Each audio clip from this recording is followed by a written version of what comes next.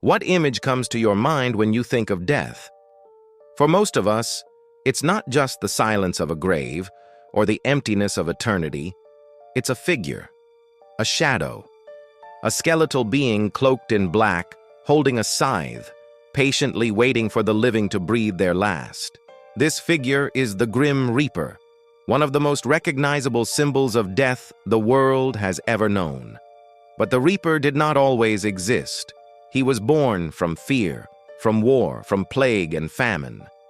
His roots stretch across centuries and civilizations, taking different forms in different times, yet always representing the same eternal truth, that death comes for everyone, and no one can escape its grasp.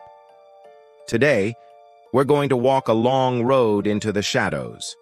We'll uncover the origins of the Grim Reaper, explore how cultures shaped his terrifying image, and dive into the legends that gave this dark figure his scythe, his cloak, and his unending power. This is the story of death personified. The story begins in the 14th century. Europe was drowning in death. The Black Death swept across the continent, killing tens of millions in just a few years. Entire villages were wiped out. Families disappeared overnight. Mass graves filled faster than they could be dug. In the chaos, people needed a way to picture what was happening, a face to put to the horror. And so, the skeletal figure appeared. Artists of the plague years began to depict death not as an abstract force, but as a person, a walking skeleton, stripped of flesh, sometimes carrying an hourglass to mark the shortness of life, sometimes carrying a scythe to reap the living as if they were nothing more than stalks of wheat. This image of death, silent, merciless, patient, resonated deeply. People looked around them, saw neighbors and friends falling day after day, and believed they were watching the Reaper at work. Death had become not just a concept, but a companion, a shadow at every bedside. But the Reaper's origins stretch even deeper, far beyond the Middle Ages. Death personifications appear in cultures all across the world. The ancient Greeks spoke of Thanatos, the spirit of death. He was not evil, nor particularly terrifying. Instead, he was a quiet figure who guided souls into the underworld. Thanatos was sometimes imagined with wings, sometimes as a young man, sometimes as a shadow. Unlike the Grim Reaper, he was gentle, inevitable, and impartial. Yet the Greeks also had Hades, ruler of the underworld, and Charon, the ferryman who carried souls across the river Styx. Already we see the same pattern. Death is not faceless but embodied, given a figure people could see in their minds. The Romans adopted these ideas, blending them into their own stories of Moors, another personification of death.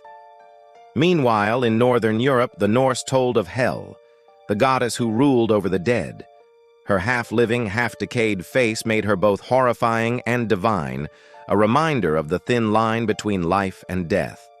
From every direction, cultures painted death as a being, not just a force. And when Europe faced its greatest calamity in the plague years, those older myths poured into the figure we now know as the Grim Reaper. Why the scythe? The answer lies in the fields. In medieval Europe, death and harvest were closely linked. Just as a farmer used a scythe to cut down fields of grain, so too did death cut down human lives. The Reaper became the great harvester, swinging his blade not for food but for souls. Every life was just another stalk, waiting for the final cut. Why the cloak? The Reaper's black robe mirrored the garments of medieval monks, who often performed funerary rites. The hooded cloak symbolized mourning, mystery, and the shroud of death itself. It made the figure faceless, anonymous, impossible to bargain with. Death could be anyone, come at any time. And why the skeleton? Because the plague left behind fields of bones. The skeleton was the undeniable truth of death, stripped of illusion, stripped of humanity. Flesh rots, but bones endure. To imagine death as a skeleton was to confront the stark reality of the grave. Piece by piece, the Reaper took shape: a cloak, a scythe, a skeletal frame. By the 15th century, the Grim Reaper had become one of the most powerful and enduring symbols in all of Western culture. But the story doesn't stop there. Legends of the Reaper soon began to grow. Some said he was not just a symbol, but a literal being who came to collect souls at the moment of death.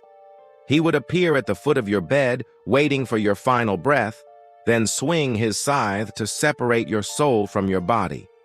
Others claimed the Reaper had a book, a great ledger in which every name was written, with the date and hour of death already decided.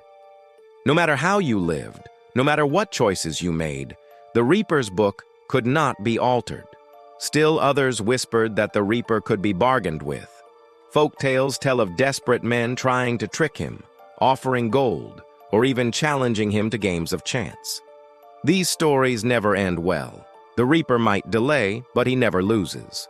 In one tale, a man tries to bind the Reaper in chains, only to discover that without death, the world becomes chaos. People suffer endlessly. Crops rot, nothing ends. The lesson was clear. Death is not only inevitable, it is necessary. As centuries passed, the Reaper's shadow spread across the world. In Mexico, death took the form of Santa Muerte, the Holy Death. She is not seen as evil, but as a powerful protector, prayed to for guidance, luck, and safe passage to the afterlife. In Eastern Europe, tales of the Black Rider echoed the Reaper AS imagery, a dark horseman who galloped across battlefields, cutting down soldiers without mercy. Even today, the Reaper continues to evolve. In literature, art, and film, he shifts from terrifying to sympathetic, from villain to guide. Sometimes he is cruel, dragging souls screaming into darkness. Other times he is kind, offering release to the suffering. But always, he remains the same essential truth. Death cannot be ignored.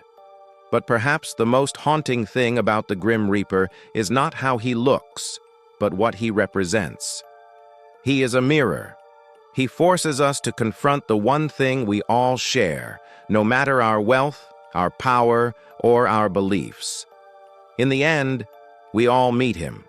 Kings, peasants, warriors, poets, all are equal beneath his cloak. And maybe that is why his image has endured. Because as terrifying as he is also strangely comforting. He reminds us that death is not random, not faceless, but part of a great cycle. The harvest comes for us all. The scythe swings for us all. Even in the modern world, surrounded by science and technology, we still draw him. We still tell stories about him. He shows up in video games, movies, paintings, even tattoos. He has become universal, a part of human culture so deeply rooted that he may never fade. And that leaves us with a question. Do we fear him because he is death itself?